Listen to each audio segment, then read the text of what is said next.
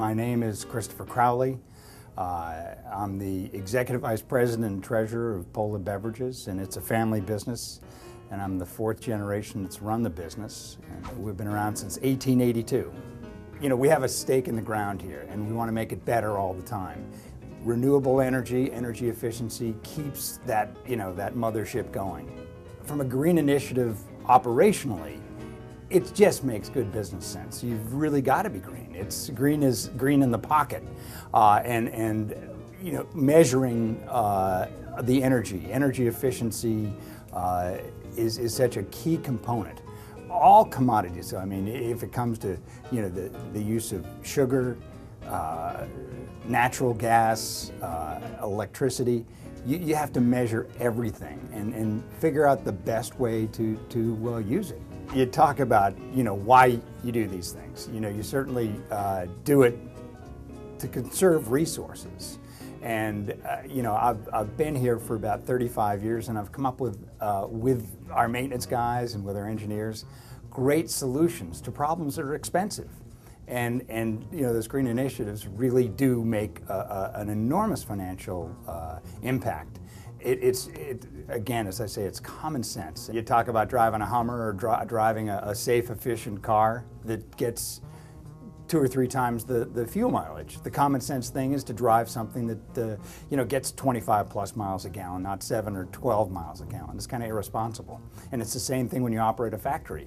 You can do things a lot more efficiency. I looked at a factory in Georgia that we were thinking of buying. They produce probably less than half of the product we do, and their energy bills are higher with cheaper electric rates because they run a very inefficient operation and haven't invested in the latest technology. And the latest technology saves a whole lot of money. The benefits of being efficient and being green are the benefits of staying in business. If you don't do it, you're going to be out of business.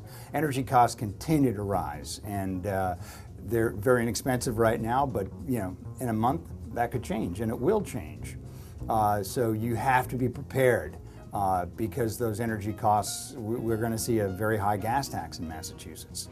And is that the right solution as opposed to a sales tax? It might be, because it'll encourage conservation, and energy costs are going to go up, and we will be ready when they do go up. So much of what you do in business is doing things as efficiently as you can do, from building your building as efficiently as you can, incorporating natural light in your building, particularly in open space factories, because it makes the environment so much nicer. But when you can find those simple uses to apply solar and geothermal, whatever renewable that you can apply, it's phenomenal, and it sends the right message too. It drives me nuts when the Cape windmills can't get built because it's going to destroy somebody's view. That is enhancing your view. I love going by and seeing these windmills go because it sends the right message that we're going to try to break away from that dependency we have on foreign oil. I mean, there's so much natural gas that's just been discovered in Louisiana. We allegedly have 100 years worth of it there, but you have to conserve it. That stuff is gold, and it's going to run out someday.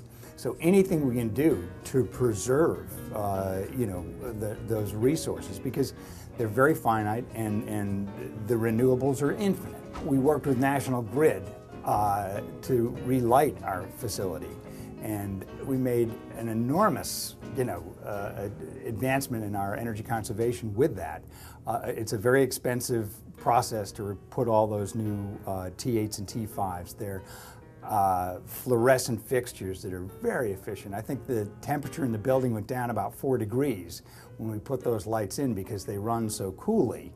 As well, we probably saved over $100,000 a year in energy consumption. And we certainly were awarded with National Grid's program to encourage conservation by helping us along with that program. And there are a lot of those opportunities to work with National Grid and your energy provider to find alternatives. You can get money from Commonwealth Gas or Keyspan or whoever it is these days for HVAC and heating opportunities. And there are alternatives that are very, very green that make a decision a whole lot easier when you have rebate money coming your way. Renewables are really the answer. It sends the right message to the global economy that we're serious about finding ways to be sustainable, to be independent. It's dependency versus independency. We've got to be independent. Dependency is a bad thing. It's a new world, and you've got to look at every opportunity out there. No stone can be left unturned.